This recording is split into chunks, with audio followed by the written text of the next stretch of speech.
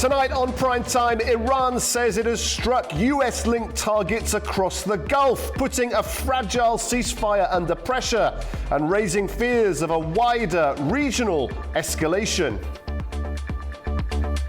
So here we go again. Has this stalemate become the new normal?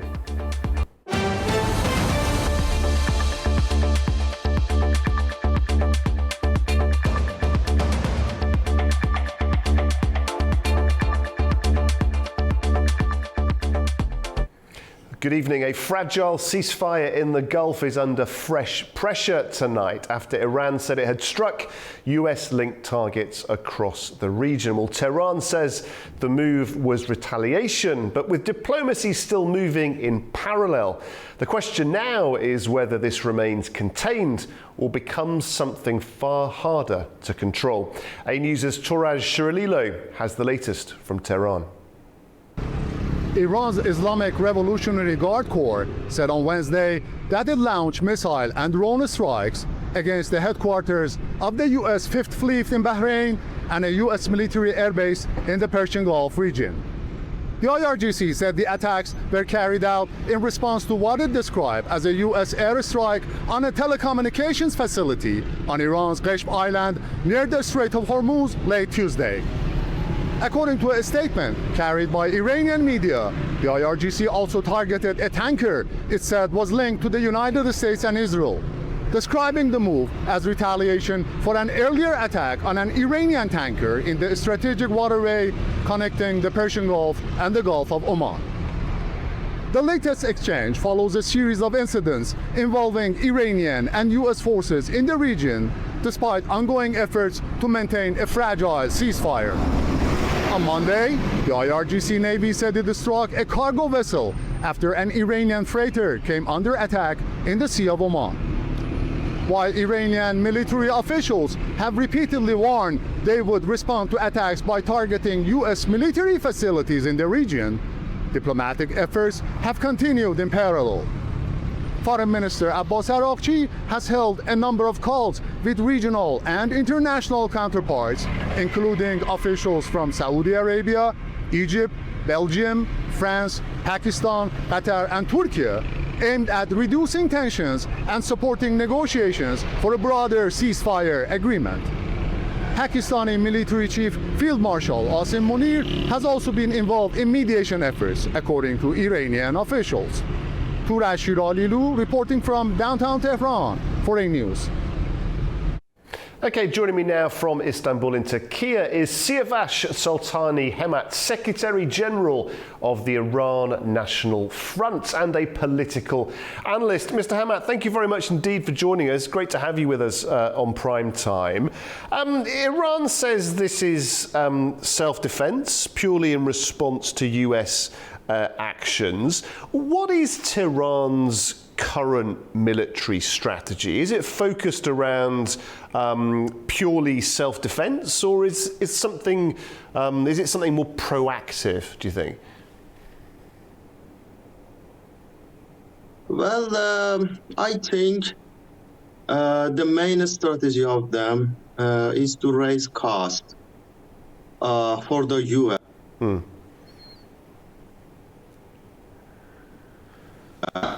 Suffers. You know, the whole this blockade by the U.S. caused to the revenues of the regime from oil to be decreased dramatically. Reuters said that about 70 millions of oil barrels are right now stuck in the Persian Gulf. And because of that, they cannot sell their oils. And so when they could not sell their oils, it would have caused to shortage of hard currency. And so comes to the economy, and the results would be weaker real, more expensive imports, and raising costs for ordinary people. So I think the main strategy of them is to raise the cost for US to either lift or weaken the blockade, because it actually threatens their oil revenues, hard currency, and ability to manage the domestic economy. Yes, and Siavash, as I said at the top of the show, it does feel, doesn't it, at the moment, like we're kind of stuck in this perpetual stalemate. How do we actually judge impartially right now who is gaining the upper hand? Well, I think obviously US has the upper hand because, US economy, it's not dependent on the Strait of Hormuz. Actually, not any too much export, oil exporting is through the Strait of Hormuz, or any importing essential goods through that route. And militarily, US is in a stronger position right now. So before the escalation, they reduced the vulnerable personnel, strengthened their regional air defense, and Iran couldn't impose too much decisive military damage on US forces. But on the other hand, Iran suffered big damages. For example, the US almost destroyed their navy, and many major military sites and command facilities and missile launchers have destroyed. So tactically and militarily, United States has the upper hand right now. Yes, it's interesting, isn't it? Because in the one sense, you talk about the differential in size and scale of the military, but I think many people around the world have been surprised at Iran's ability to weather the storm. And to, I think even people in the US have been quite surprised at just how they've been able to frustrate the US. And it's not been anything like as straightforward as the US originally planned. Do you think that this is something that the US should have anticipated? Because in some senses, Iran has sort of almost grown in public opinion around the world as a result of this conflict, which is something that I think many people wouldn't have predicted before this began. I do not think so. I think it's just propaganda. Actually, the regime, I think, scares too much from being overthrown. So I think their end game right now is survival. Their most fear, I think, right now is that maybe this operation of US is going to be resulted in, again, Iranian people rising against them.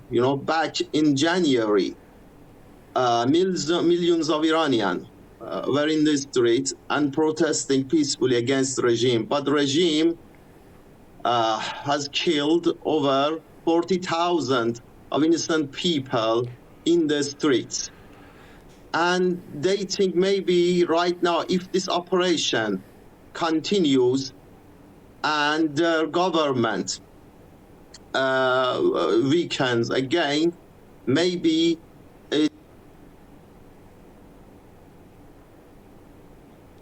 Yeah, I think we've just lost our guest there. Siavash, can you hear me?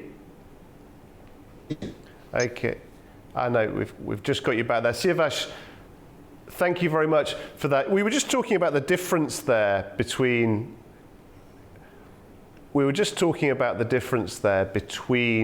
the protests before the war began and then afterwards. One of the differences that I thought was particularly interesting was there were, as you say, many people protesting in the streets against some of the policies of Iran before the conflict. One of the effects of the conflict, demonstrably, has been many people out in the streets clearly protesting their support of the Iranian government. So it'd be difficult to argue that the effect domestically that America has caused has been one of, causing discontent with the regime. If anything, it's bonded together, and there's more support now for the Iranian government than there was before. Isn't that the case? Well, I think it's not accurate because those people that right now are in the streets and marching and chanting like for regime, they are not the same people that were in the streets back in January. Those people that were in the streets, those were ordinary people, Iranian ordinary people. They demand for a normal life as other people around the world. But these people, these are just... Siavash, sorry to butt in. Are the people who then support the government and are happy with the government, are they not normal people too? Are they not normal people as well? Yeah, I was talking about that. Okay, we've lost you again. Siavash, thank you very much for your analysis. Apologies for the technical issues we had there just at the end. Okay, we're going to take a short break now. We'll be back in just a few minutes' time. Don't go away.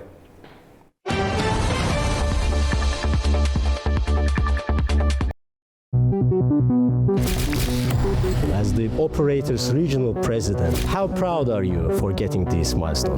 Very proud to see non-associated gas finally entering the operations phase of ACG infrastructure.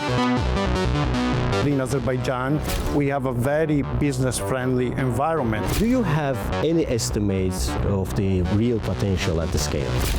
The non-associated gas volume could be anything between 4 and 6 trillion cubic feet of gas. Whether BP is only trying to protect its positions in Azerbaijan or preparing for a future role. Vision is to establish Azerbaijan and the wider region as a world-class energy hub.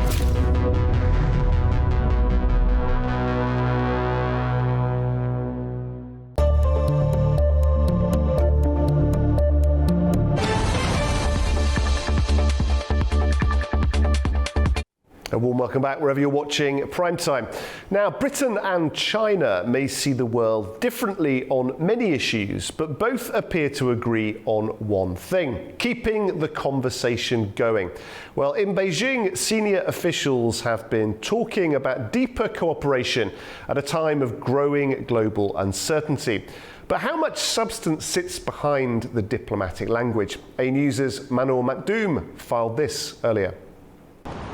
Chinese Foreign Minister Wang Yi and British Foreign Secretary Yvette Cooper held the 11th China-UK Strategic Dialogue in Beijing, pledging to deepen cooperation and advance a long-term, consistent, comprehensive strategic partnership. The Strategic Dialogue is a high-level regular dialogue mechanism established by the two governments in 2004. Speaking at the forum, Wang said that the consensus reached by the two leaders during British Prime Minister Keir Starmer's visit to Beijing earlier this year has set bilateral ties on a new course, with exchanges and cooperation across various sectors having resumed and gradually returning to a normal track. Wang also called on both sides to implement that consensus, uphold the positioning of China-UK ties as a long-term and consistent comprehensive strategic partnership, and promote a more practical and tangible results. On the economic front, Wang said that China's 15th five-year plan is not only China's domestic development blueprint, but also an opportunity for the rest of the world, noting that it is highly aligned with the UK's modern industrial strategy. The two sides also exchanged views on key international and regional issues, including the situations in Iran and Ukraine. Cooper is on a 3-day visit to China. Both sides pledged to enhance high-level exchanges and deepen cooperation amid what Wang described as a turbulent and uncertain global landscape. Manu Maktoum, A News, Beijing. Well, joining me now from London is Duncan Wrigley, Chief China Economist at Pantheon Macroeconomics. Duncan, great to have you on the show. Thank you very much indeed for taking the time to join us.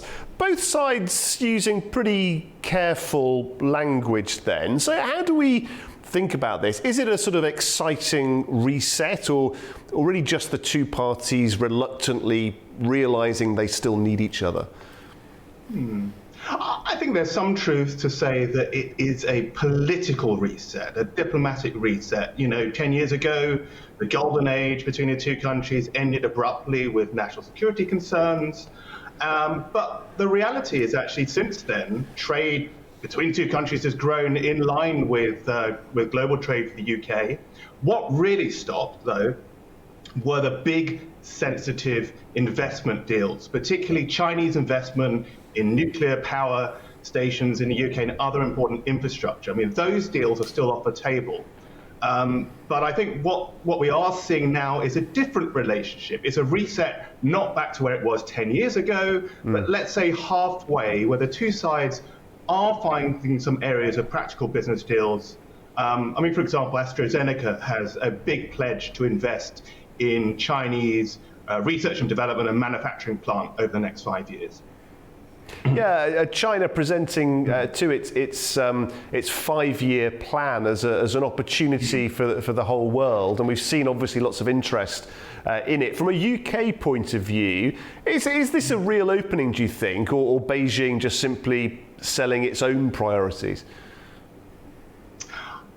A bit of both, to be fair. Let's simplify it. China's 5-year plan, two key parts. One is modern industrial, very advanced high-tech industrial sector, pushing on that. Number two, supporting domestic demand, including consumption. So on the industrial sector stuff, Britain does have opportunities. It has a number of manufacturing companies, very specialized technologies, Rolls-Royce, some other companies that can sell into the Chinese market on that side. Not vast, but and you have to also balance that off with the competition coming from Chinese exports from the manufacturing sector. Number two, domestic demand in China. I'm a little skeptical that's going to happen particularly quickly. We are talking 5 years, but I think over the 5 years we will see China's consumption market looking much more healthy. Again, that will provide some more opportunities for again, fairly niche companies from Britain which can compete in China's consumer market. We're talking sort of luxury car brands, clothing, those kinds of areas.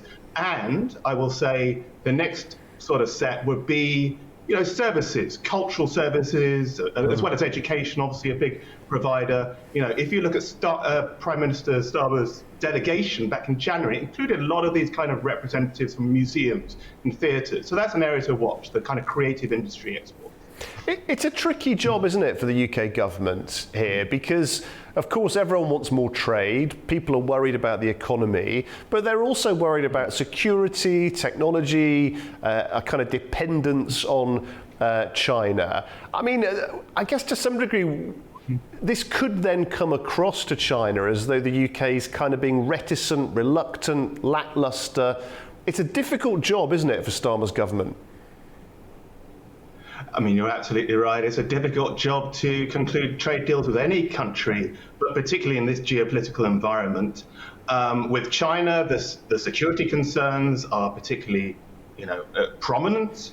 And of course, we've got the Americans leaning very heavily on the UK not to open the doors to too much Chinese technology. We saw that with 5G, and I'm sure we'll see that with 6G, and then interconnected vehicles could be the next thing.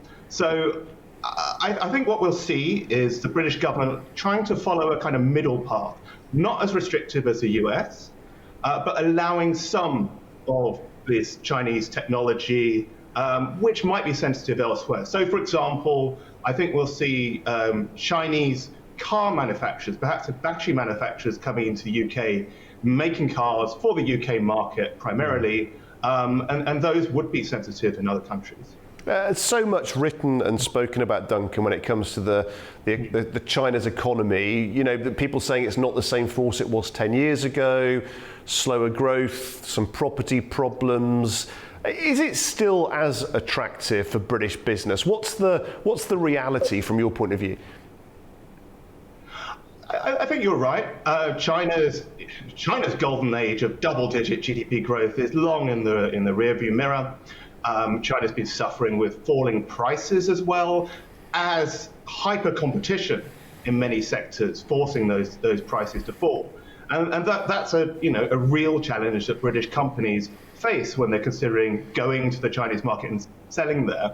But that said, it is still a vast market. It is richer than it was 10 years ago, and it has evolved. So there are these new sectors emerging, whether it's technology, green energy, some of the services sectors, and those do present opportunities for British businesses if they are competitive.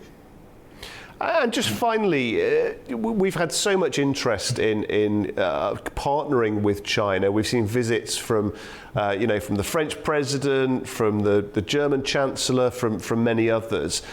What are the indicators that we should be looking at over the next 12 months that will tell us how well the UK is doing when it comes to getting the attention of Beijing? I think a key set of indicators are looking at some of these announced business deals to see how much follow-through there is. So I mentioned AstraZeneca, they pledged $15 billion of UK investment into China over the next 5 years. And I think they have one deal on obesity. Let's see if that really follows through. And then vice versa. So there's been frequently talk about this Chinese car manufacturer, Chery, setting up perhaps a joint venture operation to manufacture in the UK, and perhaps an R&D plant. Those are the kinds of deals where we can see, has there been actual concrete progress and follow through over the next year. Mr. Wrigley, great to speak to you, and we appreciate your analysis very much indeed. Thank you. Thanks very much. Okay, after the break, we'll be taking a look at the top business news stories shaping the day with Katie Wilson. Don't go away.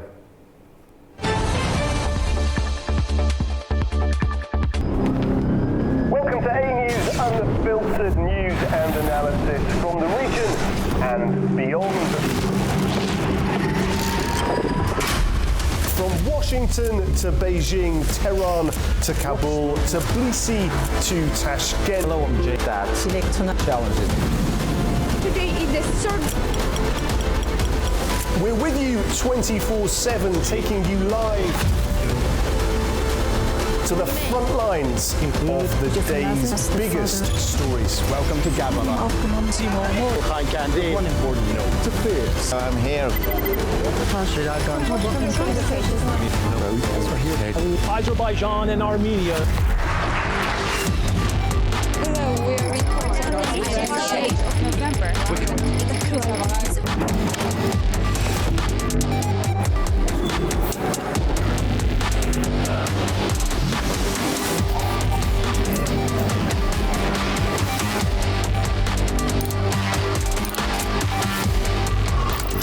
Reporting from Paris, Dar es Salaam, Tel Aviv, Washington, London, Moscow, Kyiv, Berlin, Rio de Janeiro, Beijing, Bangkok, Tbilisi, Tashkent, Almaty, Kazakhstan, Port Sudan, Tehran, Islamabad, Istanbul, Kabul, for A News.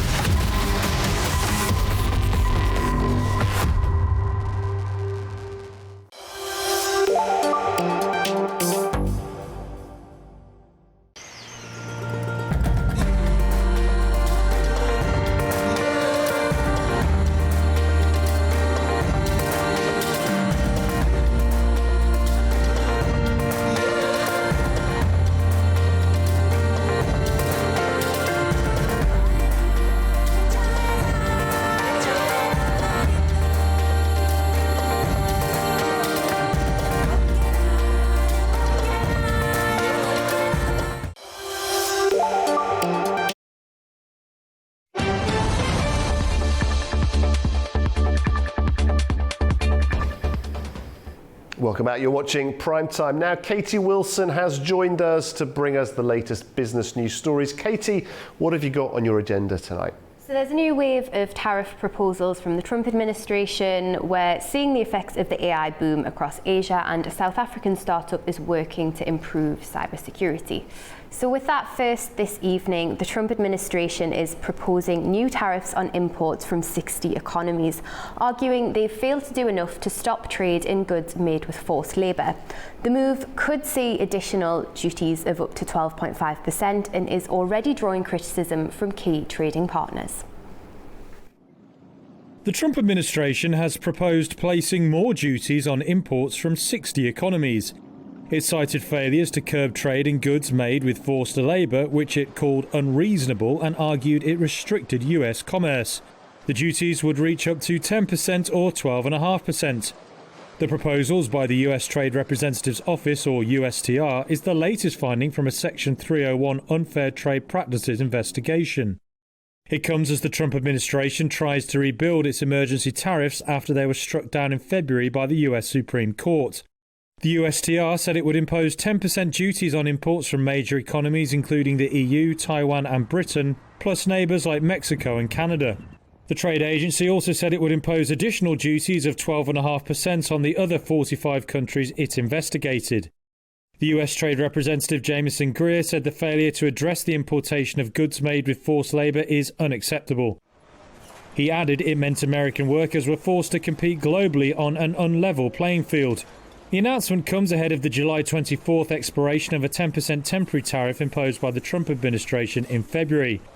The USTR further said it would exempt a number of products from the tariffs. Those included energy, rare earths and certain other metals, beef, coffee, pharmaceuticals, aircraft parts and other selected items. The USTR said it would accept public comments on the proposed tariffs and other remedies through July 6th. The EU responded negatively to the proposals early Wednesday. It called claims the bloc wasn't curbing trade in forced labour goods utterly absurd. Brussels further said any new US tariffs on EU goods on top of the rates agreed last year would be unacceptable, while China said it opposed all forms of unilateral tariffs and denied allegations of forced labour. The Eurozone economy is showing fresh signs of strain. A survey found private sector activity contracted at its fastest pace in 18 months in May, as demand weakened and cost pressures intensified. The figures are likely to add to concerns about growth and inflation across the bloc. Eurozone private sector activity shrank at the fastest rate in 18 months in May. That's what a key S&P PMI index showed on Wednesday. It said businesses saw weakening demand for goods and services. That dragged output lower for a second month, while cost pressures also hit their highest level in 3 years. The PMI index fell to 48.5 in May from April's 48.8. That was its lowest reading since November 2 years ago. Any reading below the key 50 mark signals contraction. One leading analyst said it looks more likely the economy will slip into contraction in the second quarter. Total new orders fell for a third consecutive month, with the pace of decline the second sharpest since November 2024. Foreign demand proved a bigger drag, with export orders dropping at the fastest pace so far this year. The pullback was concentrated in the bloc's two largest economies, as both Germany and France recorded contractions in private sector activity, although Italy and Spain saw slight expansions. Input costs also rose at their sharpest pace in 3.5 years, and prices charged to customers climbed to a 38-month high, the third consecutive month of accelerating output price inflation. It comes after data released Tuesday showed May inflation jumped to 3.2%, well above the European Central Bank's 2% target. A further rise is expected as the Middle East war pushes up fuel prices. One of China's fastest growing artificial intelligence companies is preparing for a major cash injection. DeepSeek is expected to raise about $7.4 billion in its first funding round, with backing from some of the country's biggest corporate names, underscoring Beijing's push to strengthen its domestic AI industry. AI startup DeepSeek is expected to raise around $7.4 billion in its first funding round. That's according to sources, who said investors will include tech firm Tencent and battery giant CATL. They added the fundraising could value the Chinese company after the investment at between $52 billion and $59 billion. DeepSeek is also in final talks with China's National AI Fund, the sources said, as well as other possible investors, including e-commerce titan JD.com. DeepSeek became China's national AI champion and scored global fame early last year. Its V3 and R1 models drew widespread praise in Silicon Valley and challenged US assumptions about China's AI capabilities. The country's National AI Fund and lineup of potential DeepSeek investors show China's efforts to build a more self-sufficient AI industry. The sources said DeepSeek is expected to complete the funding round within the next couple of weeks. The startup has to date not made any statements about whether it plans an initial public offering sometime in the future. Staying with the AI boom, South Korea is reaping the benefits of surging global investment in the technology. New figures show exports jumped in May at the fastest annual pace in more than 40 years, powered by record chip sales and strong demand for AI infrastructure. The global AI investment boom is showing up in South Korea's economy. Figures out Monday showed the country's exports rising at their fastest pace in over 4 decades. They were up over 53% on the year in May. That was ahead of forecasts and the biggest rise since January 1984. It comes as tech firms spend giant sums on AI data centers, with much of that money flowing to South Korean chip makers Samsung and SK Hynix. Monday's data showed exports of chips jumped nearly 170% in May, hitting a record monthly high of over $37 billion. Sales of computers jumped over 290%, driven by demand for AI servers. With Samsung and Hynix both now paying huge bonuses to their chip workers, market watchers say some of that money is showing up in rising retail sales and government tax receipts. Last week, the country's central bank raised its growth forecast for the year on the back of it all. The boom is also showing up on markets, with South Korea's benchmark Kospi index up over 100% just this year. It's emerged as the world's best performer in an AI-driven rally. To consumer spending now, and Zara has delivered a stronger than expected start to the summer season. The fashion giant reported robust sales growth despite concerns that inflation and global tensions could weigh on shopper confidence. Zara owner Inditex had a strong forecast-beating start to summer trading.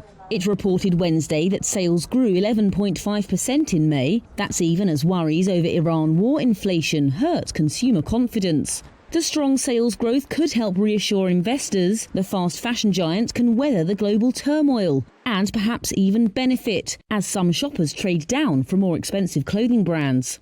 Inditex, whose shares are down on the year, has also seen a lift in profitability from a year ago, despite higher raw material and freight costs. Zara has invested in new, bigger stores and boosted marketing to draw in new customers while increasing prices. And in May, it launched a new clothing collection with Puerto Rican superstar Bad Bunny. He wore custom Zara outfits during his NFL Super Bowl halftime show in February.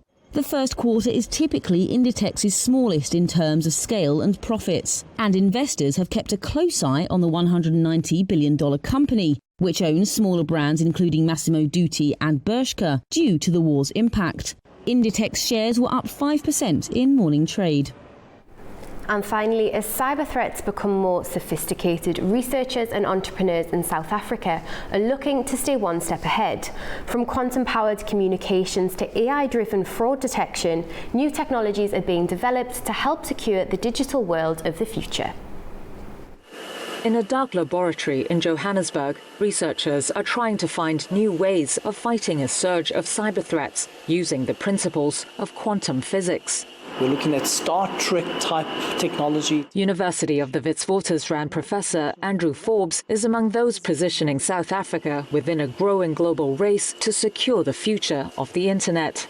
His team in the school's physics department is developing communication systems that could make certain types of cyber interception fundamentally detectable. When I generate these two quantum particles and they're going in different directions, these two different paths, if someone were to intercept this one and do something to it, I would see it on my other particle. So when I see, somebody is intercepting, I immediately stop the connection.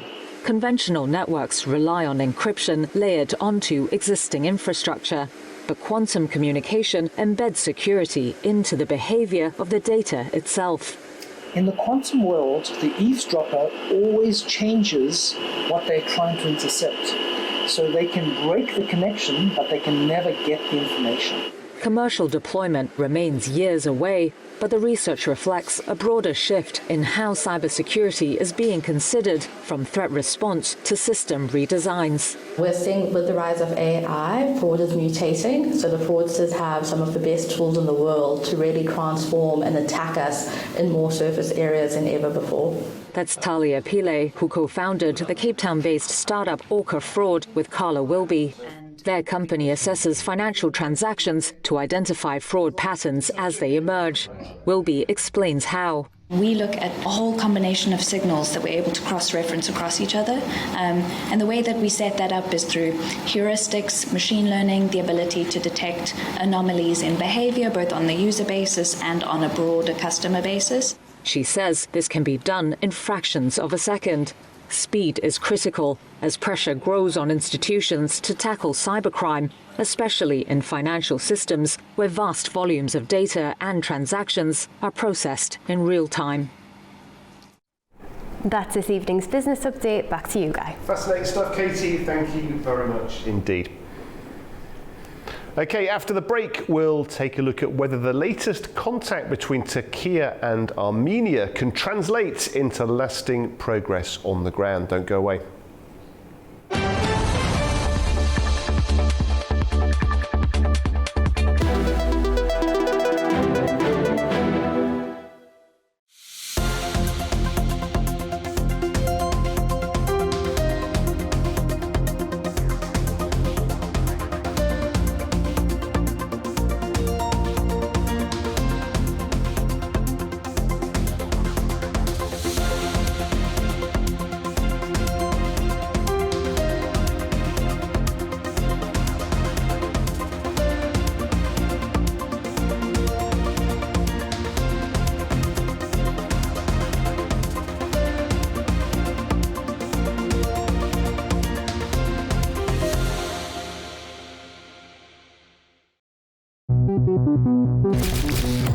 As the operator's regional president, how proud are you for getting this milestone? Very proud to see non-associated gas finally entering the operations phase of ACG infrastructure. In Azerbaijan, we have a very business-friendly environment. Do you have any estimates of the real potential at the scale? The non-associated gas volume could be anything between 4 and 6 trillion cubic feet of gas. Whether BP is only trying to protect its positions in Azerbaijan or preparing for a future role.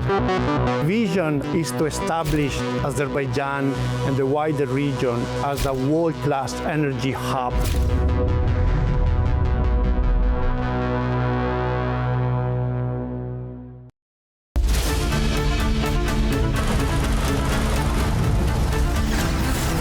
As America sleeps, Europe is waking, and the East has begun its day. A News is right here at the center, bringing you the latest stories as they break.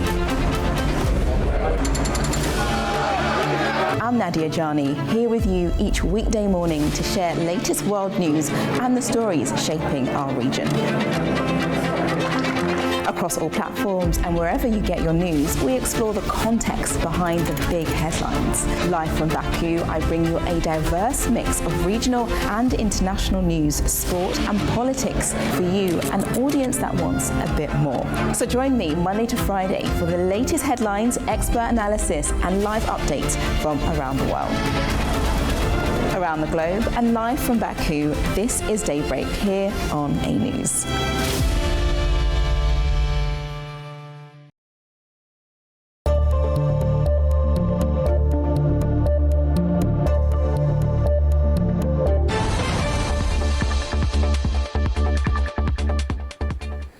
welcome back. You are watching Primetime. Now, Turkey and Armenia are still trying to move a difficult relationship forward.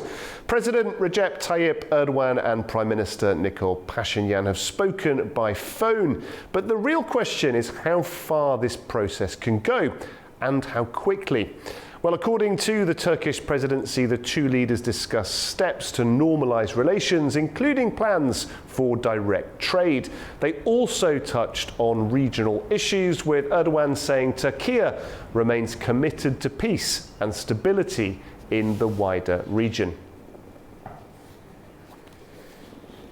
Well, joining me now from Sakarya in Turkey is Dr. Furkan Yolca, a Middle East expert whose research focuses on regional geopolitics, diplomacy and security issues across Turkey's neighbourhood. Dr. Yolca, thank you very much indeed for joining us. We do appreciate it.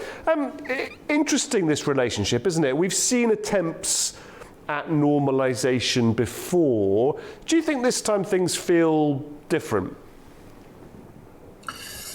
Well, to be honest, I hope to feel different this time, because the borders has been closed since 1993, and the issue between Turkey and Armenia has been on a stalemate for so long, at least 3 decades. So I hope it feels different this time, but from an analytical perspective, I can say it feels different, because if the Armenian Prime Minister is re-elected, he promised that he will get the Armenian and Turkish affairs back to its normal phase. So we will have open borders, we will have direct trade, and I think it will help both countries at the same time, because as far as Armenia is an export market to Turkey, Turkey is also a very good import market to Armenia to reduce their costs on oil, aluminum, some very heavy imports they do on detergents, clothing. So I think it'll benefit both of the countries. So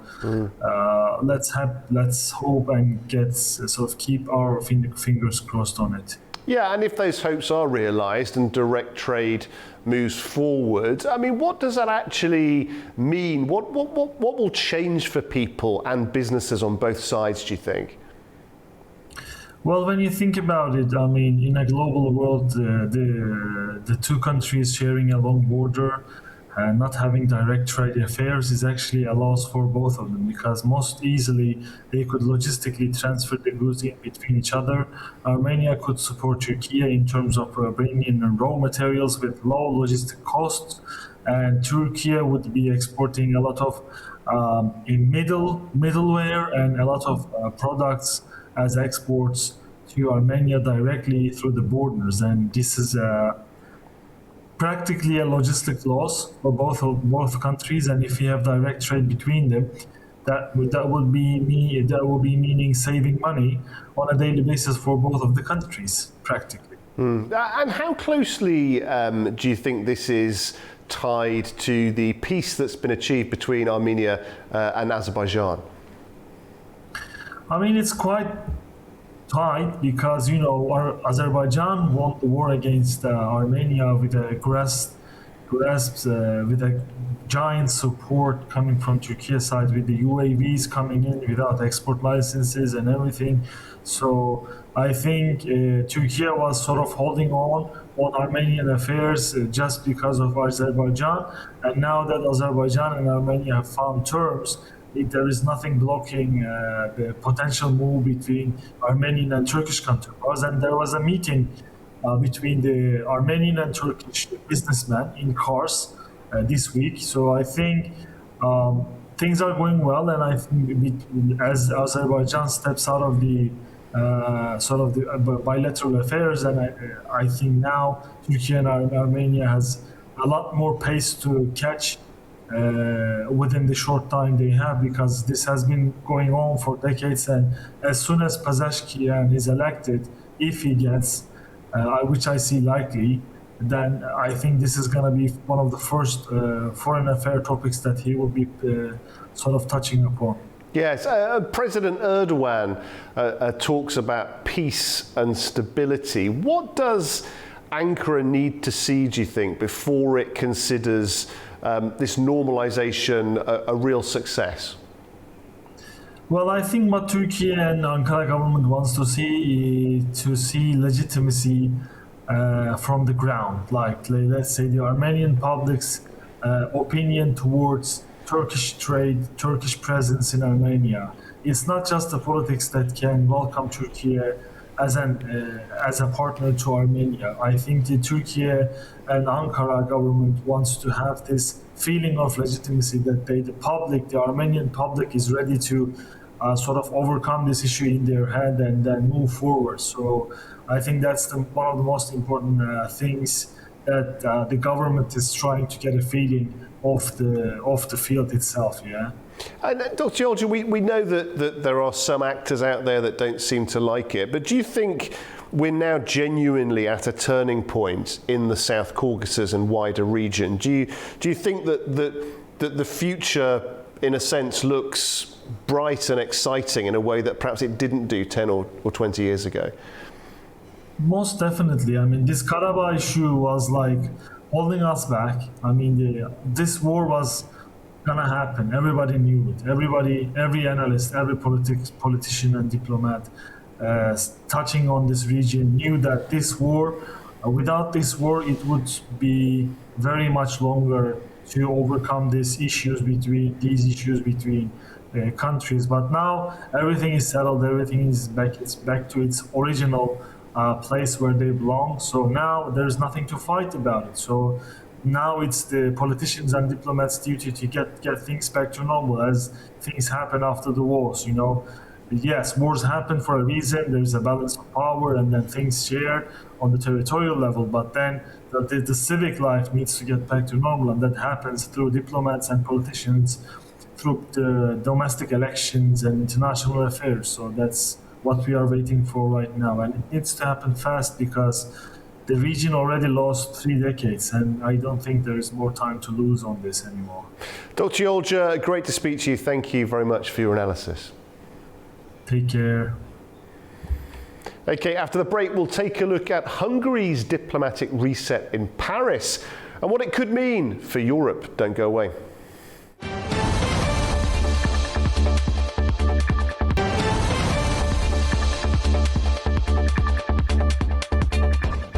Welcome out, you're watching Primetime. Now, President Emmanuel Macron and Hungarian Prime Minister Peter Magyar met in Paris on Wednesday and pledged to strengthen relations between their two countries. Well, the talks focused on support for Ukraine, European cooperation, and updating a partnership treaty signed after the end of communist rule in Hungary. Well, Magyar's visit comes as his government seeks closer ties with European Union partners following years of strained relations under former Prime Minister Viktor Orban. Well, joining me now from Belgrade in Serbia is Jelena Novakov, a journalist who has been closely following political developments across Central and Eastern Europe, as well as the shifting dynamics inside the European Union. Jelena, thank you very much. Great to have you on Primetime with us. Peter Magyar then, he's been in office for just a few weeks, but he's already been welcomed by some of Europe's most influential leaders, isn't he? Is this about who he is or more about who he's replacing?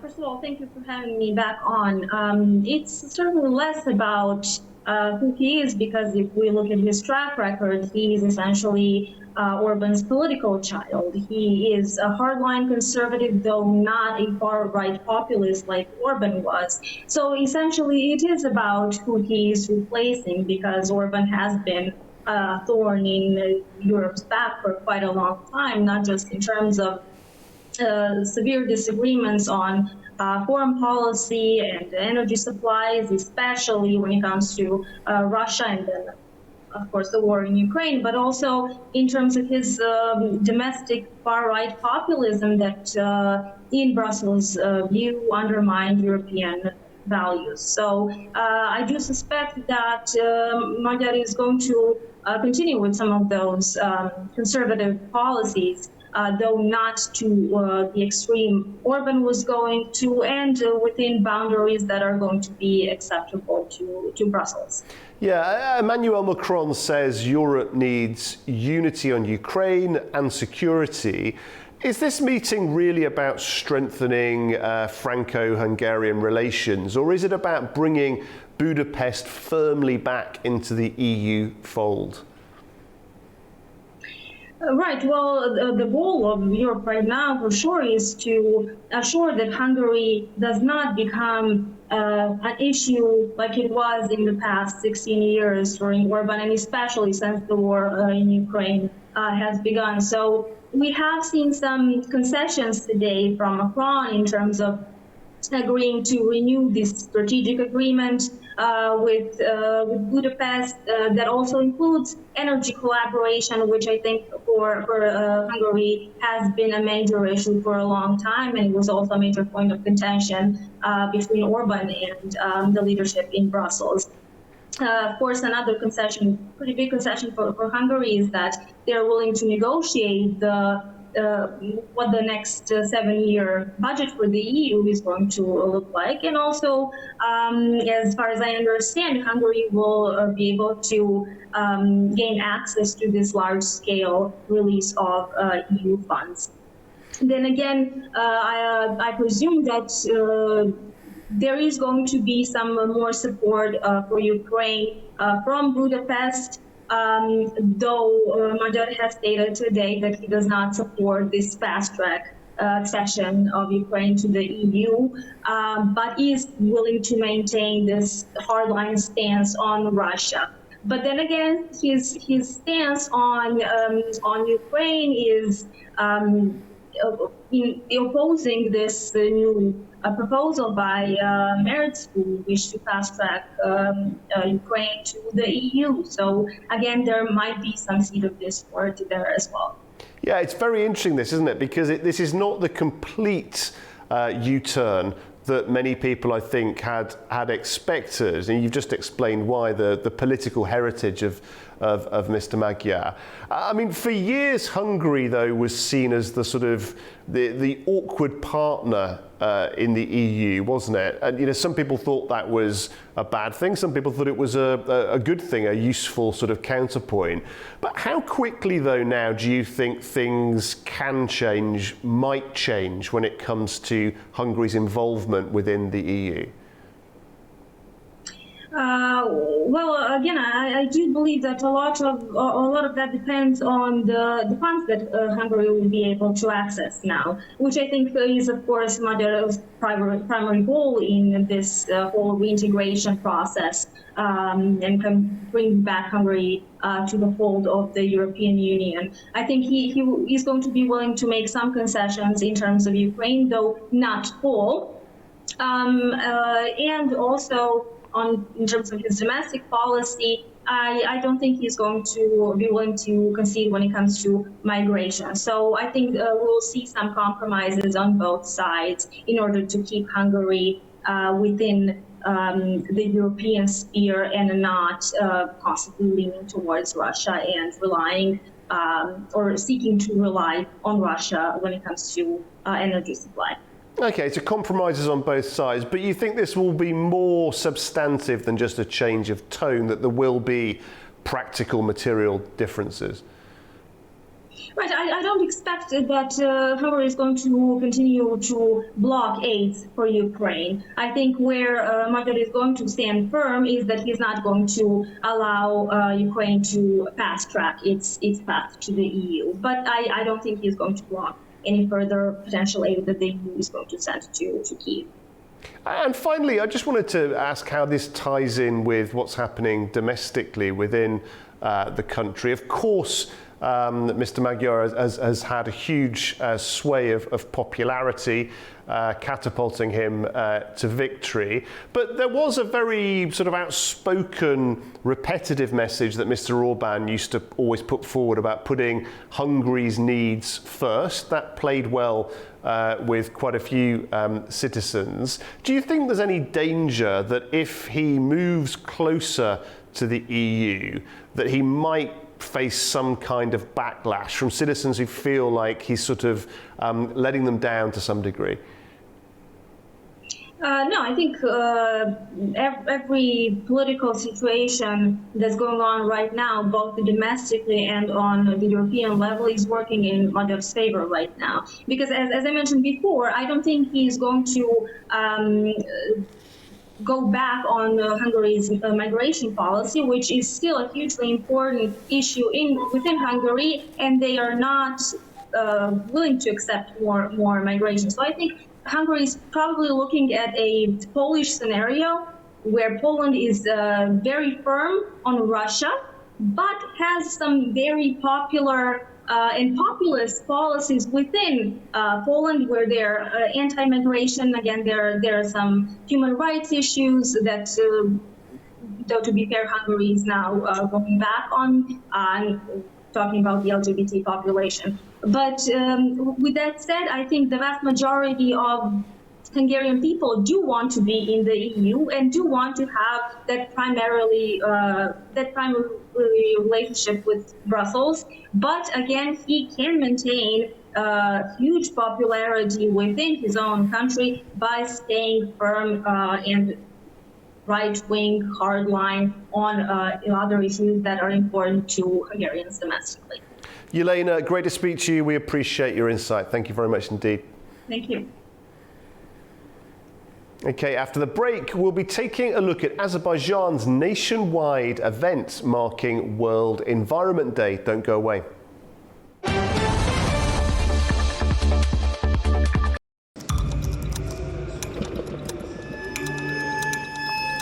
Inside Politics delves deeply into the heart of global issues shaping our world today.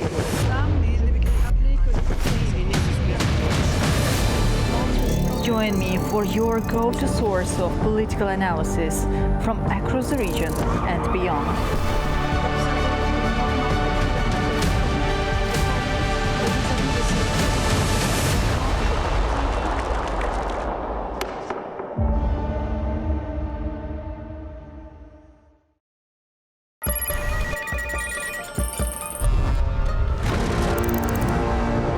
On World Business, we meet the boardroom leaders making market-moving decisions.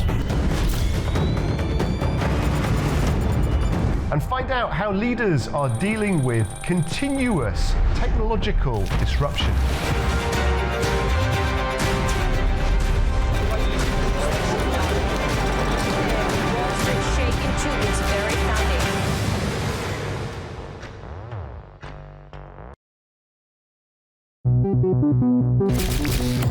As the operator's regional president, how proud are you for getting this milestone? Very proud to see non-associated gas finally entering the operations phase of ACG infrastructure. In Azerbaijan, we have a very business-friendly environment. Do you have any estimates of the real potential at the scale? The non-associated gas volume could be anything between 4 and 6 trillion cubic feet of gas. Whether BP is only trying to protect its positions in Azerbaijan or preparing for a future role. Vision is to establish Azerbaijan and the wider region as a world-class energy hub.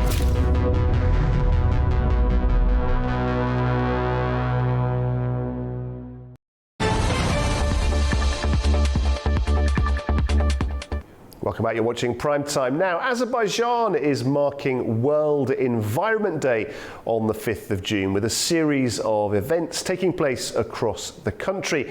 Now, the programme is being organised by the Ministry of Ecology and Natural Resources in partnership with the United Nations Environment Programme. Well, the day will bring together government bodies, businesses, NGOs, schools and members of the public. Events across the country will include tree planting, clean-up drives, exhibitions, outdoor activities and climate awareness campaigns. I'm delighted to say that joining me now in the studio is Daniel Cooney, Director of the Communications Division at the UN Environment Programme. Daniel, great to have you in the studio. Welcome to Primetime. Really exciting this, a lot of activity, anticipation around it. And World Environment Day has been around for more than 50 years. So why does this day still matter? Thanks, Guy. Thank you for having me. It matters more than ever, and I think that the numbers of people who take part in the global conversation for World Environment Day on June 5 every year show that it resonates, that the world cares, the world wants to see action to safeguard the environment. And every year we see tens of millions of people taking part in the global conversation online, calling for action on the environment, and also, as you said, going out, doing activities on the ground, planting trees, cleaning up trash off beaches, holding film festivals, other sort of educational activities. And every year we have around 4,000 events that are registered on our website that happen all around the world. And those are events that range from activities led by heads of state, princes, kings, all the way down to grassroots, where we see schools, we see school kids going out and doing things for the environment in their backyard. And so every year it just gets bigger and bigger and bigger. Yeah, it's one of those things, it's so fundamental, it just brings everybody together, doesn't it? As you say, from kings and presidents through to all of us. And I guess mobilising that concern that people have, that's one of the things that this day can do. I mean, how does it really encourage people to get into action? Because it's that's so important right now, isn't it? It is.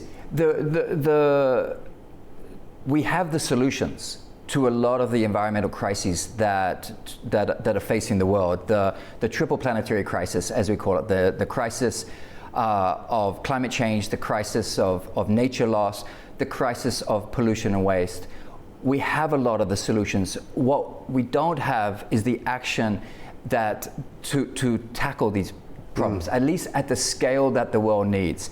And this is a moment, one day in the year, when we encourage people, go and make your voice heard. And hopefully when enough people call for action on the environment, that then inspires their leaders to pass the policies that are needed, to mobilize the finance that is needed. And this is what we see that World Environment Day can do. And Dan, what is your message to people perhaps who have not engaged with this day before? We know it's been around for 50 years, but there may be people out there whose concern, whose desire to get involved has kind of evolved relatively recently. Whether it's here in Baku or any of the activations around the world, what is your message to those first-time people who are interested in this time getting involved? Okay, the greatest agency that any individual has is their voice. Be heard. Start a conversation. Whether that's with your neighbor, whether that's with your community group, whether that's in your place of business. Start a conversation. Spread the word. Discuss what the challenges are, what the solutions are. And then there are the activities where people, as you said, we see hundreds of huge tree planting sort of initiatives that happen and are mobilized for World Environment Day. The picking up of trash. So the actions can be from very small to absolutely enormous, and where we see companies and civil society groups going out and launching initiatives, designating new areas as protected areas. So there's absolutely, there's something for everybody that they can do on World Environment Day. And Baku, obviously, you're here in Azerbaijan. The last time we met was here as well. Clearly, an important role for this country and this region to play too. Absolutely, Azerbaijan has a lot of lessons it can share with the world. It hosted the Climate COP29, which was a major success. Azerbaijan has lessons to share on the rewilding. It's on reintroduction of endangered species. There's been a lot of efforts to bring back the bison population, looking at the numbers of sturgeon in the Caspian Sea, reintroducing sturgeon to bring their numbers up to a healthier level. Azerbaijan has lessons to share the world on cutting methane emissions from oil and gas facilities, and UNEP is working with the state authorities on this. Azerbaijan has lessons to learn in terms of investments in renewable energy. It's a country that has a oil and gas based economy. But it is showing the way. It's showing that major investments in solar, major investments in wind, that's the future. And we're seeing that in the commitments they're making and the investments that they're making on the ground. Well, Dan, we know you are incredibly busy, as is the rest of your team at this moment. So we thank you so much for taking the time to come in and speak to us on Primetime. Thank you. Thank you, Guy. Okay, after the break, we'll take a look at minority rights in India and why activists in Baku are seeking wider international attention. Don't go away.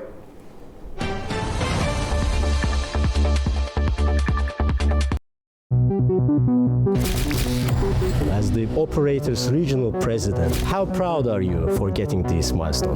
Very proud to see non-associated gas finally entering the operations phase of ACG infrastructure.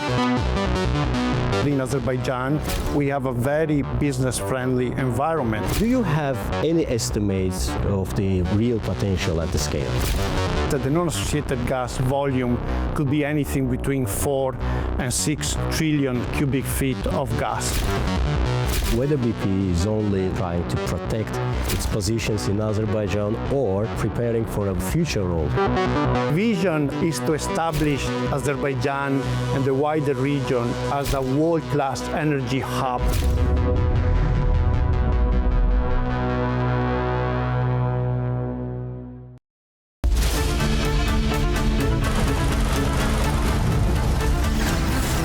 As America sleeps, Europe is waking, and the East has begun its day. A News is right here at the center, bringing you the latest stories as they break. I'm Nadia Jani, here with you each weekday morning to share latest world news and the stories shaping our region. Across all platforms and wherever you get your news, we explore the context behind the big headlines. Live from Baku, I bring you a diverse mix of regional and international news, sport and politics for you, an audience that wants a bit more. So join me Monday to Friday for the latest headlines, expert analysis and live updates from around the world. Around the globe and live from Baku, this is Daybreak here on A News.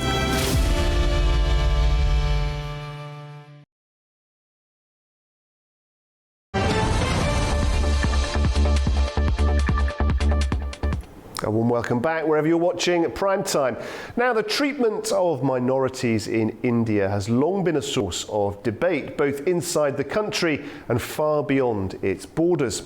Well, today in Baku, activists, academics and community representatives came together to revisit those concerns and to ask whether international attention is finally beginning to grow. International conference looking into India's alleged targeting of the ethnic minorities is currently underway here in Azerbaijan today. Organized by the Baku Initiative Group, the ongoing sessions are centering heavily on the transnational repression and the tragic 1984 Amritsar events. 1984, the first week of June, is very sacred to us because that's when the genocide happened, where the Indian government stormed our holiest shrine, the Golden Temple, Darbar Sahib, and attacked affect our not only our place of worship, but also the Kataka side, which is our political sovereign seat. For Sikhs across the diaspora, actually across all the world, even in Punjab itself, the battle still rages on. It's symbolic for us coming here, being able to connect with people who have gone through the similar genocide as we have. It's the fact that thousands of individuals, pilgrims, mothers, fathers, children, the elderly, that went to the temple on that day just to commemorate the Shahidi of Guru Arjan Dev Ji, the fifth Guru of the Sikhs. That's all they went to do. But they were caught in the gunfire. They were killed. They were murdered. Innocent civilians who had nothing to do with politics. 40 years on, we haven't forgot that, and we want the world to know what happened to us. So it's about remembering, but it's also an opportunity for us to try and hold those account that were responsible for those atrocities.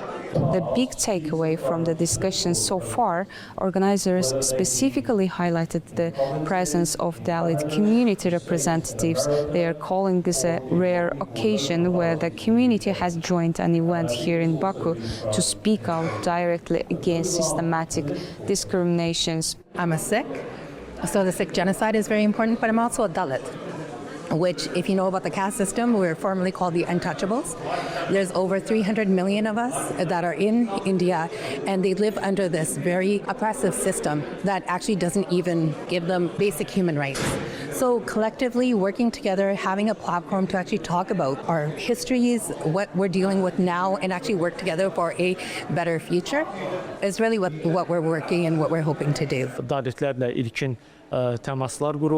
We established initial contacts with the Dalit community this year, and next month we will publicly announce our joint projects. Furthermore, our memorandum with the International Sikh Federation will solidify our cooperation on an academic level. But the room is actually packed with global voices. We are seeing prominent Sikh representatives who flew into room, the US, Canada, the UK, and across Europe. They are sitting down with human rights experts and direct victims of persecution to look at one main goal: how to keep this issue firmly on the radar of international organizations. So one of the biggest things from this event that we're looking at is this solidarity, that we have been given an opportunity to speak here, to talk to politicians, to the media, to academia. So now we're looking at deepening that research, that historical research and academic research, and signing a memorandum of understanding between Baku Initiative Group and the Sikh Federation, along with working alongside the Azerbaijan government, who we met yesterday, and with the academia, who we're meeting today, to figure out how deep does that tie go with the Sikh people in Azerbaijan. So we're on a tour of historical preservation as well. We don't have that in India. They're out to destroy our history. But in countries like Azerbaijan, we're being welcomed to preserve our history. So that's very heartwarming. So as the conference continues throughout the day, the focus shifts to what happens next on the international stage and whether these diaspora groups can actually get the global backing they're looking for. That's all for now. This is Leila Rahimli with Zainal Hassanov for A News. I'm delighted to say that joining me now is Moninder Singh, head of the Sikh Federation of Canada, who's been taking part in today's conference here in Baku, focused on the experiences of Sikh and other minority communities. Moninder, great to have you in the studio. Thank you so much for coming in to be with us. We've heard a lot today about 1984. For people watching, unlike me, who weren't born then, why do you believe the issues facing Sikhs didn't end there? I think what we saw in 1984 was the June 1984 attack on Darbar Sahib, which is the holiest Sikh shrine in the world, with thousands of people that were killed.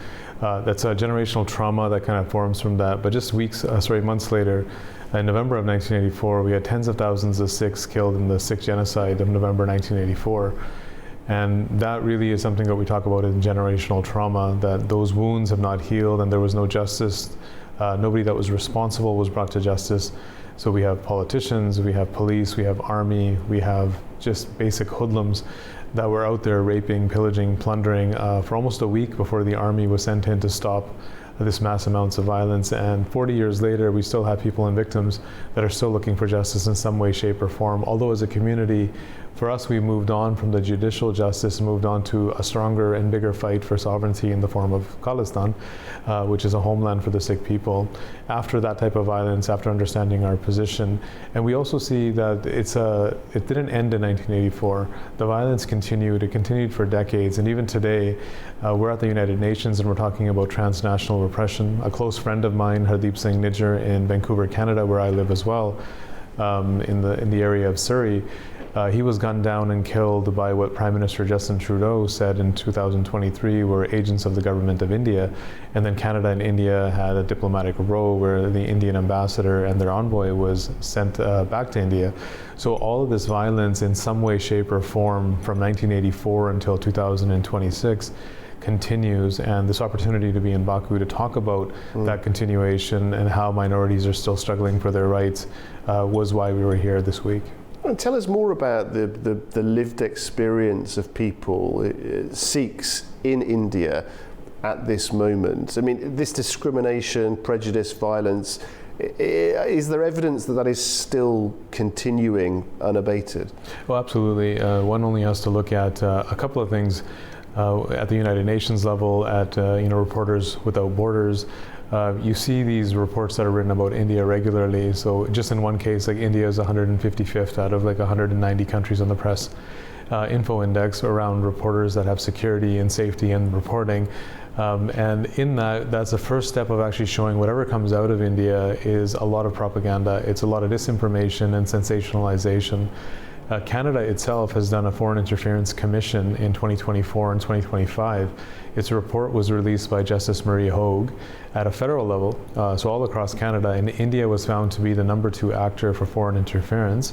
Not only the subjugation of Sikhs and the transnational repression abroad and in Canada, but also meddling in Canada's elections, its democratic institutions, and undermining civic society by implementing certain types of procedures to influence politicians, media, and academia, and turning them against minorities like Kashmiris and Sikhs and even Dalits in the Canadian community. When you go to India, you have Sikh political prisoners that are languishing in jails for almost 3 decades. There is no release for them. We have individuals like 3 young boys, Arvinder Singh, Ravinder Singh, and Surjit Singh, just about a decade ago. It's been a decade actually. That's hard for me to say. They had literature and books that anyone can own. To make an example out of Sikh activists, these individuals were picked up. They were shown to have literature what the Indian government deemed seditious. And these individuals were charged under waging war against the state, and they were given life imprisonment. And 10 years later, they're still in prison.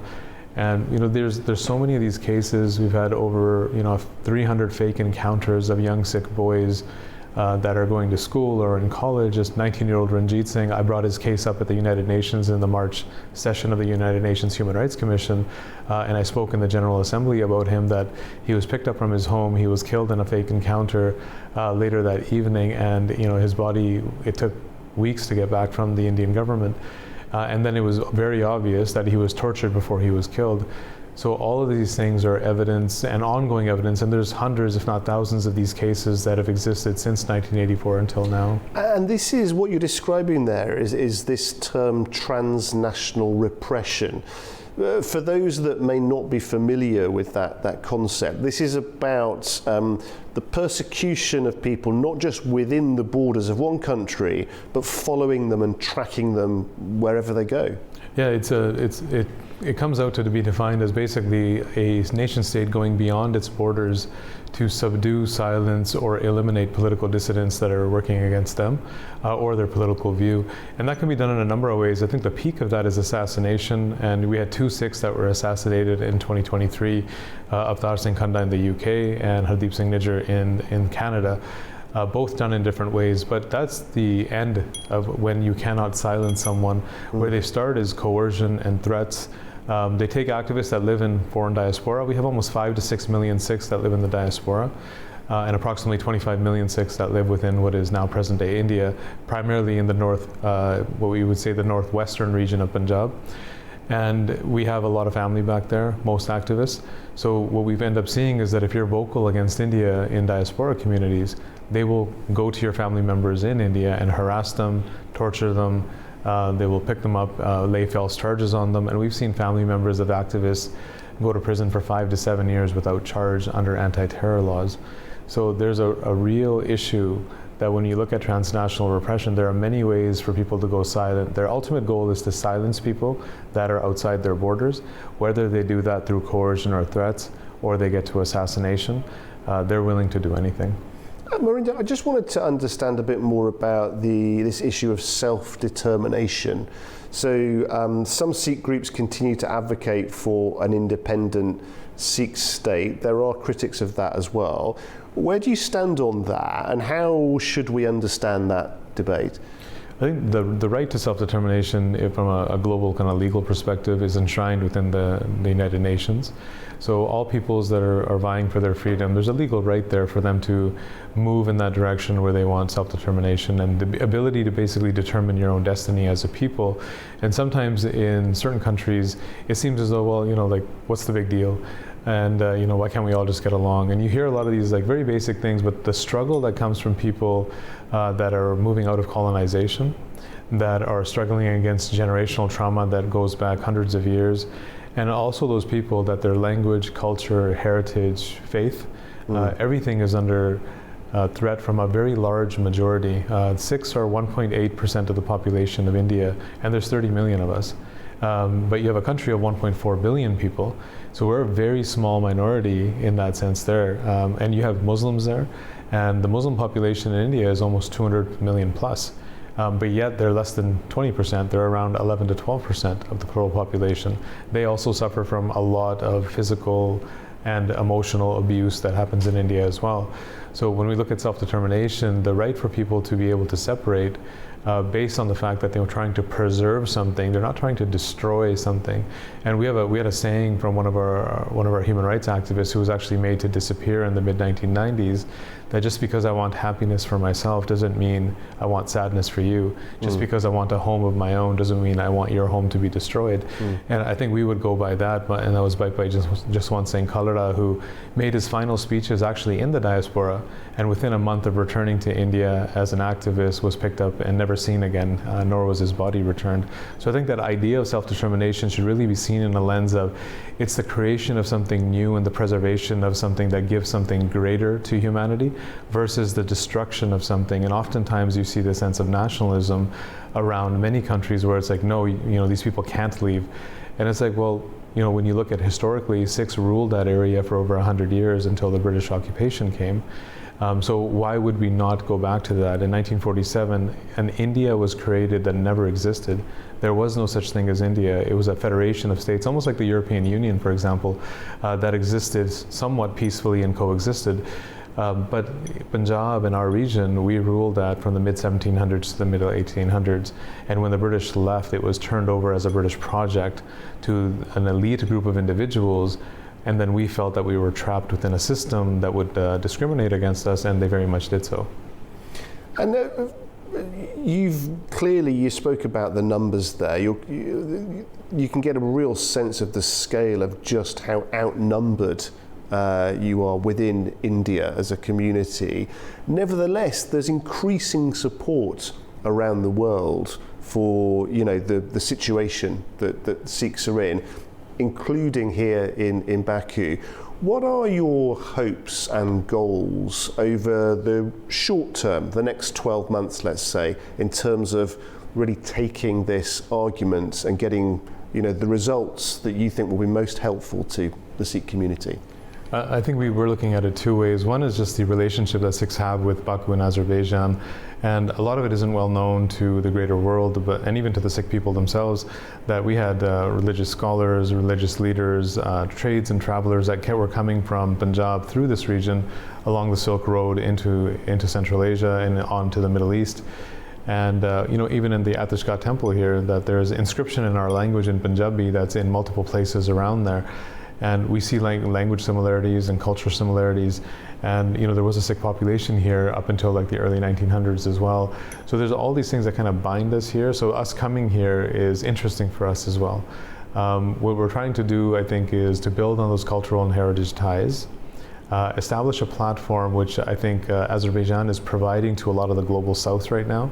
This has become a hub of activity in Baku that we've seen over the last several years, where countries and people from Africa that are working on decolonization, those that are still under colonial rule in some way, shape, or form, under the French or the Dutch, or, they are also arriving here to talk about their issues. So it's actually providing the SIX a similar opportunity, that we're able to come here, take a platform. Us being on this show, for example, are things that are global platforms at the end of the day, where we get to talk about real issues that oftentimes get lost. And people get lost, and entire communities and history gets lost in the same way. So I think over the next 12 months, we're really looking at building closer bridges with solidarity partners around the world, using and taking the help from Baku and the Baku Initiative group here, who's been running these programs, in order to push the idea of Sikh sovereignty in Khalistan in a very positive framework around the world, that what can we offer the world, and building those trusted partnerships, both with nations and with other people vying for their freedom. And this hub of activity that's happening in Baku gives us a very easy opportunity to connect with other people, which otherwise we would have a very difficult time connecting with one-to-one. Meninda, it's been great speaking to you, very insightful. We wish you well with your future work, and we thank you very much for joining us tonight. Thank you for having me. Okay, after the break, we'll check in with our correspondents around the globe. Do stay with us.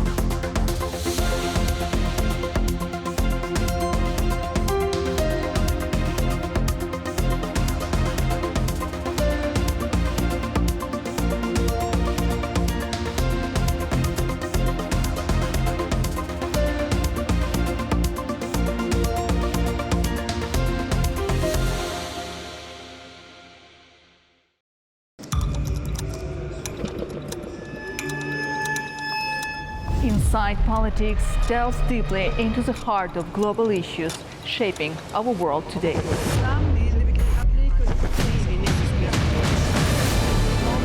Join me for your go-to source of political analysis from across the region and beyond.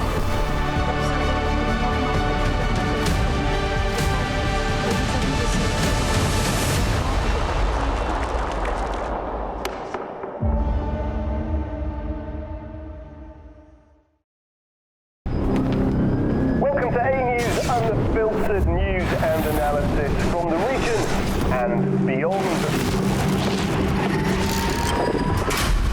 From Washington to Beijing, Tehran to Kabul, to Tbilisi to Tashkent. Hello, I'm Jay. Challenges. Today is the third. We're with you 24/7, taking you live to the front lines of the day's biggest stories. Welcome to Gabala. One important note to this. I'm here. Azerbaijan and Armenia. Hello, we are recording the 8th of November.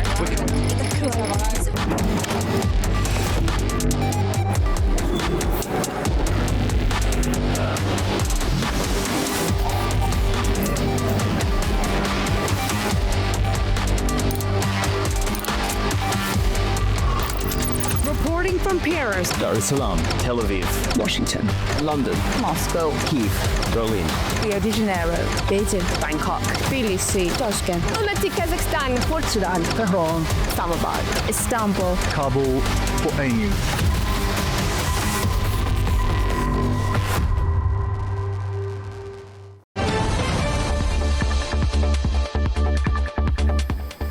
Welcome back to Primetime. Good to have you with us this evening. Now, diplomatic ties between Azerbaijan and Belgium are well established, but supporters of a new initiative in Brussels say stronger relationships are built on more than government meetings alone. Well, a forum bringing together academics, journalists, cultural figures and researchers is aiming to deepen people-to-people connections and lay the groundwork for future cooperation between the two countries. A-News' Deputy Editor-in-Chief, Orkan Amishov, sent us this report from Brussels. Hello, I'm joining you from Brussels, from the Belgian capital. Today, Azerbaijan-Belgium Forum is underway here in the capital city of this nation. And naturally, Azerbaijan and Belgium have enjoyed fantastic relations at the governmental level over the years. But of course, there's a need to improve these relations on human-to-human level. And this forum's particular intention is to augment that particular aspect of the relation between these two countries. People from all walks of life, from education, higher education, culture, journalism, art, are happening to be here. And intention seems to be on the basis of one's observations to lay the foundation for future institutional cooperation and interaction. Well, this is inaugural forum, and it is highly likely that second forum will take place in Baku in November. And today I've spoken to a number of people, distinguished participants of this very forum. Let's have a listen to what they have said. This forum is a long-term arrangement, of course, and today we are attending the inaugural congregation. In the context of your particular field, higher education, what do you expect? So, thank you very much for this question, and I'm also grateful to the Embassy of Azerbaijan in Belgium for this opportunity that we come here and conduct human-to-human contacts, where we can talk about our country, about higher education development in Azerbaijan, share our ideas, and I think the expectation was met during this meeting, that we could share our success stories and also declare our expectations, what we expect from as a result of this meeting. I think expanding cooperation with higher education institution of Belgium, and also provide exchange opportunities for our students and staff. Also research a platform that we discussed, that we should create platforms for our researchers to come together to discuss and share their knowledge and ideas for future job. And I think this is a great opportunity again, and platform has an opportunity to grow into something bigger, and I believe something that is going to be happening in Azerbaijan as a result, as a continuation of this platform, could bring together more researchers, more people, more diplomats or more politicians to speak about relationship between these two countries. My question to you, sir, is about, we have seen many forums before involving these two countries as well, but this one is very different. It's not a government-to-government arrangement. It seems to be based on human-to-human contact, understanding of relations between communities and countries. Could you tell us more about the initiative and what is your intention, so to speak? Yes, for sure. I mean, the Embassy of Azerbaijan is at the initiative of this bilateral forum. They initiated it, and I believe it's the first time that we have really a kind of non-governmental forum. As you saw this morning, the embassy didn't take the floor. They really wanted this to be a non-governmental initiative in order to promote people-to-people contacts between institutions, between universities, between researchers, between cultural institutions. So it's a bit of an unprecedented format. It's the first time that we explore this in order to really respond to a certain lack of probably mutual understanding between the countries. I mean, the countries do not know each other much. Many of them are a little bit unaware of what Belgium is, and then what Azerbaijan is today. So it's really an exercise of mutual discovery. So it's very useful to have, really. I think it's a great initiative. Baku Energy Week closes with a strong focus on how the energy sector is adapting to new technological and market realities. But across 3 days in Baku, discussions and deals have highlighted both immediate infrastructure needs and longer-term shifts in global energy strategy. A-News' Gulcin Hojalieva reports.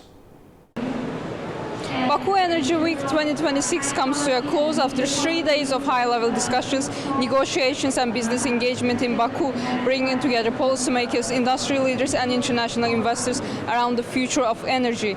The final day has been marked by a strong focus on renewable energy and the practical challenges of the transition.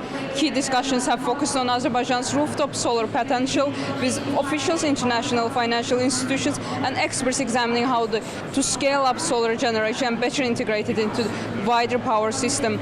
There's additional potential and opportunity for Azerbaijan to use existing houses, so rooftops, to install energy. This means you don't have to use agricultural land, parks or other things. You can simply use what is already there.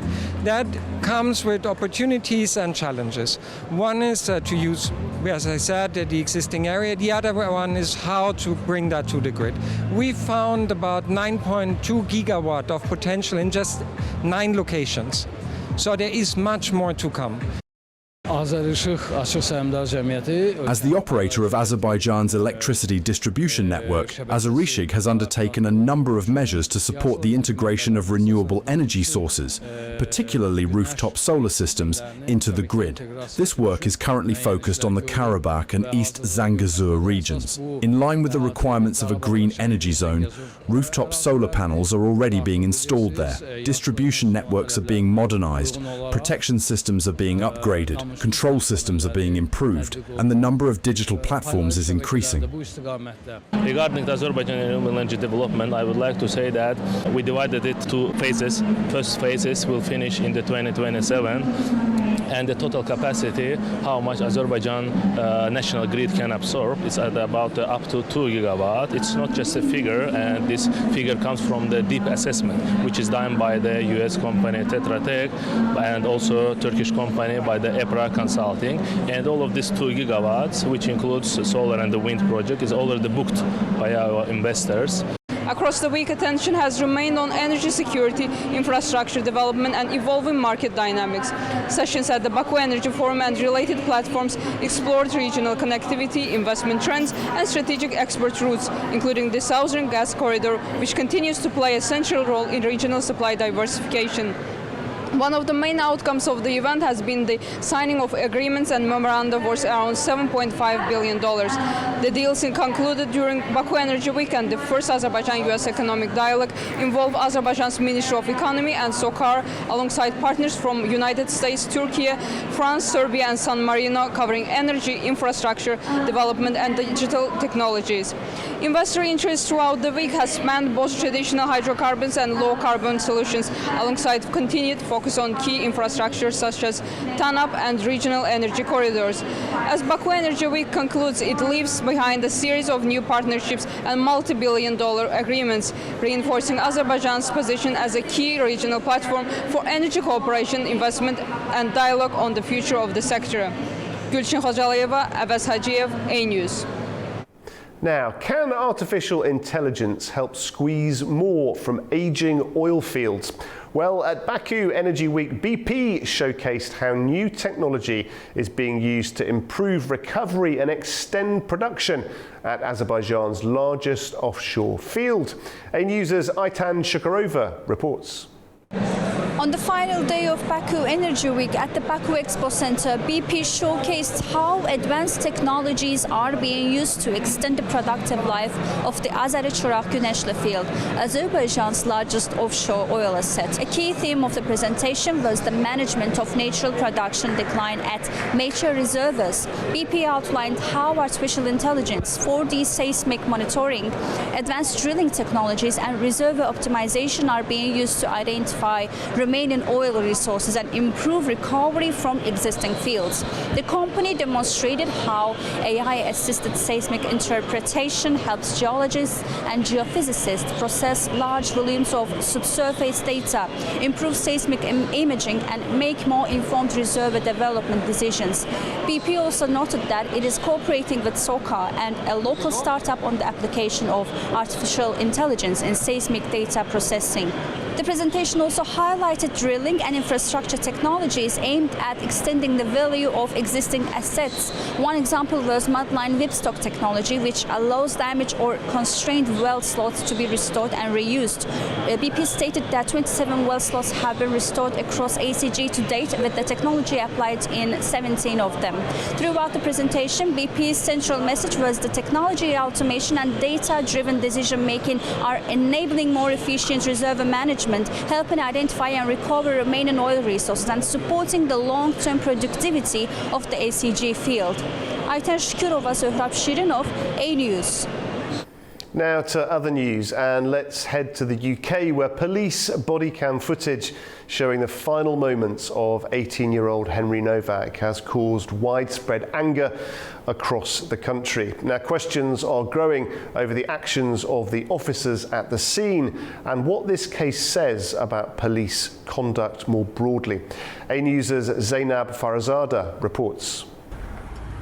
The release of police body camera footage showing the final moments of 18-year-old Henry Novak has sparked outrage across the UK and intensified scrutiny of police conduct. The video, released by Hampshire Police with their family's consent, shows officers speaking to another man before turning to Henry, who repeatedly tells them, "I've been stabbed." Officers handcuff him and question his injuries, with one officer heard saying, "Don't think you have, mate."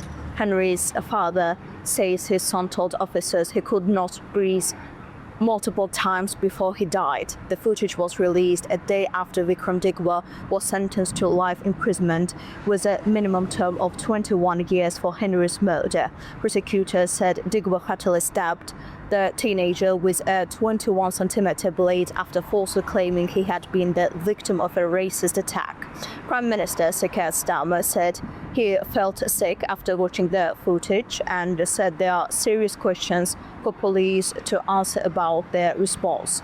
Home Secretary Shabana Mahmood has also condemned what she called the unacceptable violence and protests linked to the case, warning there can be no justification for hijacking this tragedy to stir up violence and disorder. The footage has triggered demonstrations in Southampton, where clashes broke out between protesters and riot police. 2 people have been arrested. Digwa's family have apologized to the Novak family and said they are sorry for bringing the Sikh community into disrepute. As pressure mounts on police leaders, questions continue over how officers handled Henry Novak's final moments and whether different decisions could have changed the outcome.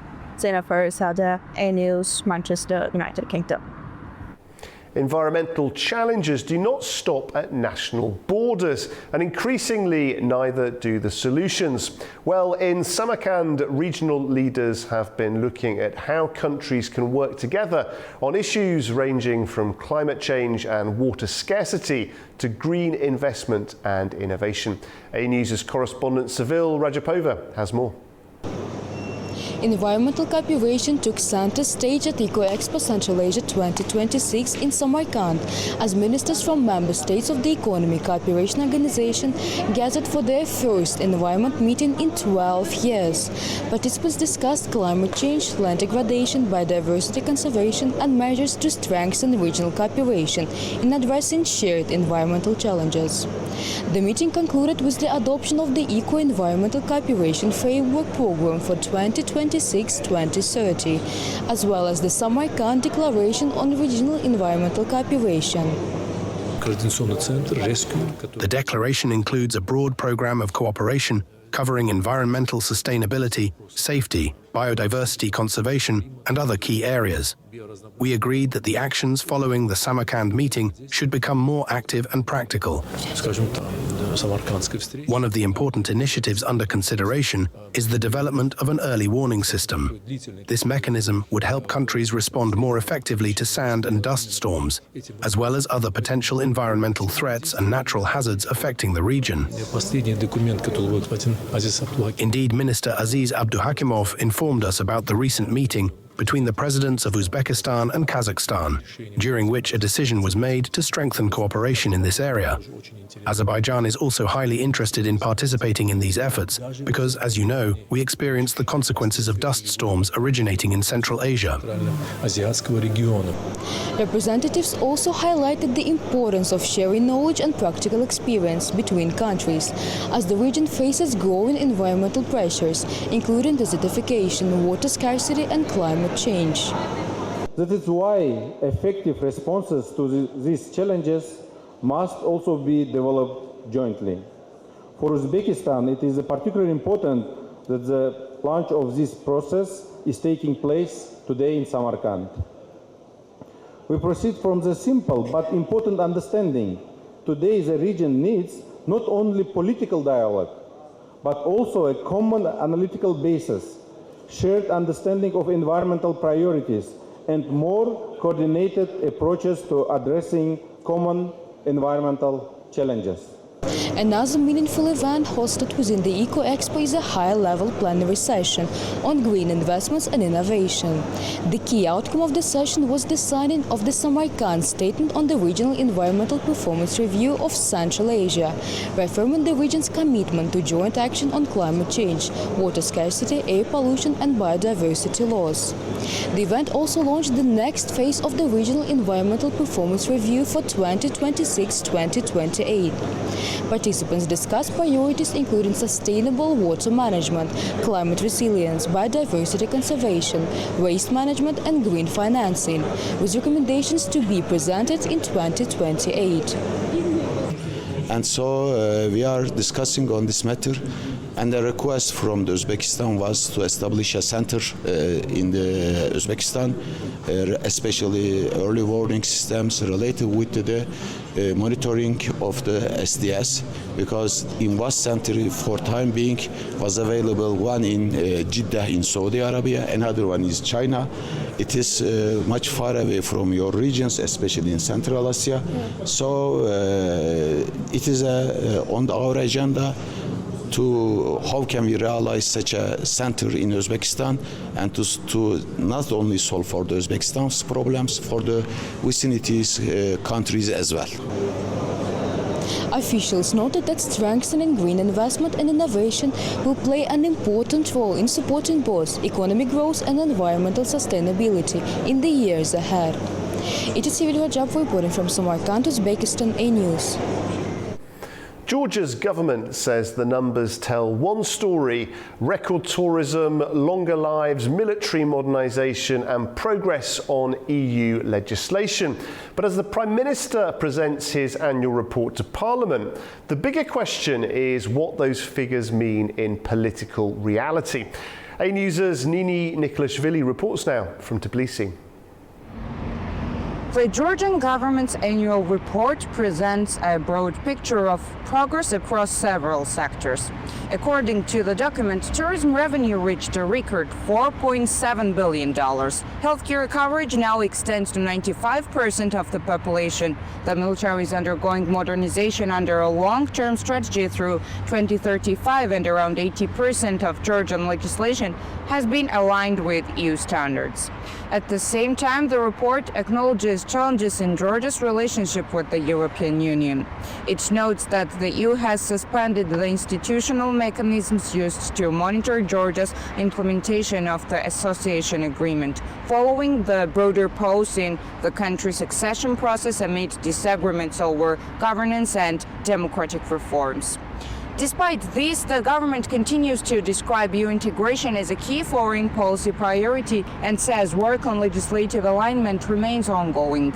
The report also highlights Georgia's multi-vector foreign policy approach, emphasizing cooperation with the EU, NATO and regional partners.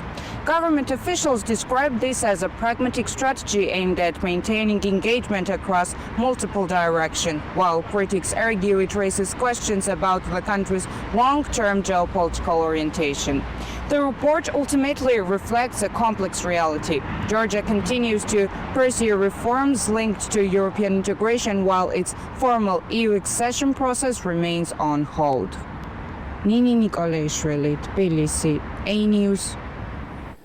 And finally tonight, a delegation from Afghanistan's Chamber of Commerce and Investment is heading to Uzbekistan for the second Temez International Dialogue. Well, it comes as trade ties between the two neighbours grow, with both sides looking at business, investment and regional transport links. A News' Tamim Bahis reports from Kabul. The Afghanistan Chamber of Commerce and Investment says its delegation will take part in the second Temez International Dialogue and hold separate business meetings with Uzbek officials and private sector representatives. The focus is expected to be trade, investment and regional economic cooperation, areas where Kabul and Tashkent have been moving closer. According to Uzbekistan's National Statistics Committee, Afghanistan was among Uzbekistan's top 10 trading partners in 2025, with bilateral trade recorded at around $1.7 billion. The relationship is largely driven by Uzbek exports to Afghanistan. Afghanistan imports food products, especially flour and wheat-based goods, as well as energy, fuel, electricity and industrial goods from Uzbekistan. Afghanistan is seeking alternative trade routes after repeated disruptions through Pakistan, making links with Central Asia, especially the Termez-Hairatan corridor, increasingly important. The Termez Dialogue, launched in 2025, aims to connect Central and South Asia, with Afghanistan seen as a potential trade and transit bridge. This year's meeting runs from June 4 to 6 and will focus on connectivity, security, climate change and regional cooperation. So for Kabul, this trip is not just diplomatic. It is also about securing markets, transit routes and investment at a time when Afghanistan's regional trade pattern are changing. Tamim Bahis in Kabul, A News. Well, that brings us to the end of Primetime for this evening. Please do join us tomorrow night for plenty more news and analysis. And from all of us here at A News, thanks for watching.